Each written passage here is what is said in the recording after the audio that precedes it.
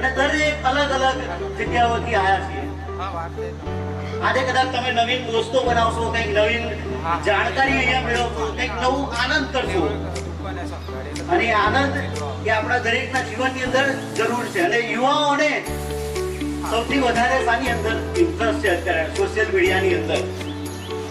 અને સોશિયલ મીડિયાની અંદર આપણે ઘણા બધા જોતા હોઈએ છીએ કે યુવાઓનો જોશ કેવો છે. અને જોશ આજે બતાવવા માટે આપણે અહીંયા એકતા ઘણી બધી હાજર છે નયનભાઈ, અને હું તેઓને ઇન્વાઇટ કરીશ કે તેઓ આગળ આવશે અને યુવાઓને લઈને એ થોડી ઘણી તમારી સમક્ષ વાતચીત કરશે. અને થોડો ઘણો તમે પણ એમને સાથ સહકાર આપો એવી અમે આશા રાખીએ છીએ. અને આપણી તાળીઓથી એમને આપણે અહીંયા બોલાવવા માંગીએ છીએ. ત્યારે દરેક જણ આપણા હાથોનો ઉપયોગ કરી અને અમને બોલાવીએ. કે યુવાનો માટે કંઈક વાત કરશે અથવા યુવતીઓ માટે કંઈ વાત કરશે. એટલે સૌથી પહેલા તમે બધા જે સાબરકાંઠા, પંચમહાલ, આણંદ, ખેડા વગેરે જિલ્લાઓમાંથી જે યુવા સાથીઓ બધા આવ્યા છો એ બધાનું આ યુથ ફેસ્ટિવલમાં હું સ્વાગત કરું છું અમારી ટીમ વતી. અને બીજું કે આ યુથ ફેસ્ટિવલમાં સ્વાભાવિક છે, જેમ રિહર્સલે વાત કરી કે એમાં વધારે પડતી મજા કરવાની હોય, પણ મજાની સાથે સાથે આપણે પાછા જઈએ તો કંઈક નવું જાણીને જવું પડે ને. એટલે આપણે જે યુથ ફેસ્ટિવલ છે એની આપણે થીમ રાખી છે યુનિટી, ડાયવર્સિટી એન્ડ ફ્રેન્ડશીપ. એટલે એકતા, વિવિધતા અને ફ્રેન્ડશીપ તો ખબર છે ને બધા? પેલા બે નથી ખબર હે કે ખ્યાલ છે? કોઈ બોલતા નથી. આ બધા યુવા હોય એવું લાગતું નથી. ભાઈ કઈ ગયો રિહર્સલ કે થાકી ગયા? તો આ આખા દિવસની જે આપણે થીમ રાખી છે એ એકતા, વિવિધતા અને મિત્રતા, ફ્રેન્ડશીપ, બરાબર, એના ઉપર છે. એટલે તમે બધા મને લાગે છે અત્યારે જે બેઠા છે, જે તાલુકામાંથી કે જે ગામમાંથી આવ્યા હશે એમની જોડે જ બેઠા હશો.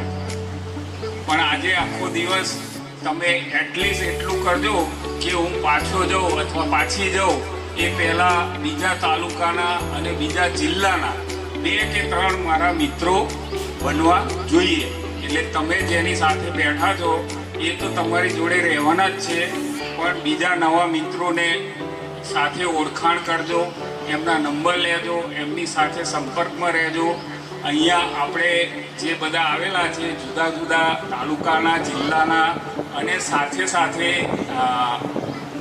જુદી જુદી ધર્મ, જ્ઞાતિ, આપણે કે યુગ પરિવર્તનનો દિવસ ગણાય અને એ દિવસે આપણે અહીંયા ભેગા થયા છીએ.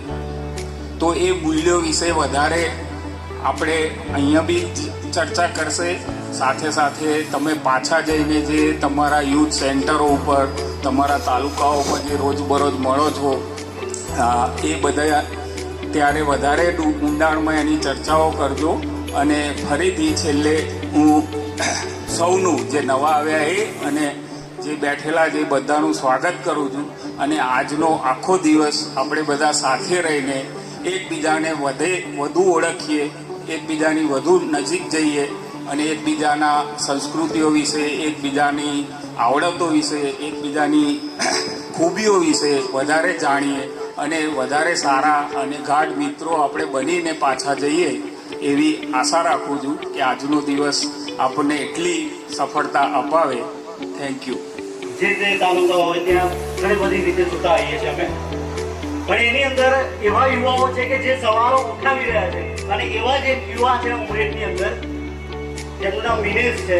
અને મિનેશ વિશે હું જો કહેવા જાઉં અને અલગ એમની પહેલ સાથે ચાલી રહ્યા છે, ત્યારે હું મિનેશભાઈને ઇન્વાઇટ કરીશ કે તેઓ આગળ આવશે. મિનેશભાઈ આપણી સાથે છે, તેઓ આગળ આવશે અને નયનભાઈ તેઓનું સન્માન કરશે.